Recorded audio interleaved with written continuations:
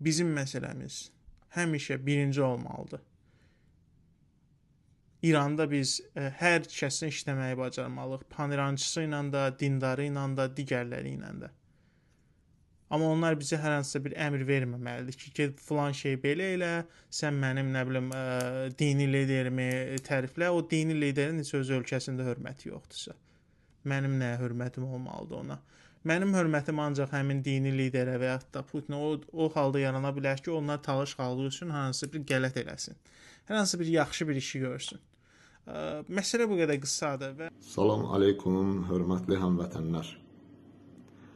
Azərbaycanda sahibinə hörə bilməyən hər qotur it Avropanın qantarğasını boynuna salmaq üçün rəhbərdən istifadə edir, onun haqqında nalayiq sözlər danışır. Allah ağamıza bərəkət versin ki, hətta onu qəbul etməyənlər belə ağanın bərəkətindən faydalanırlar.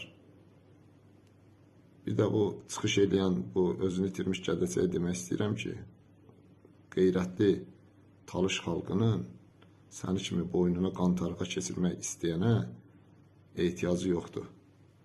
Azərbaycanın ədalətpərvər evlatları Seyyid Əli Xamneyinin əmrinə müntəzirdirlər.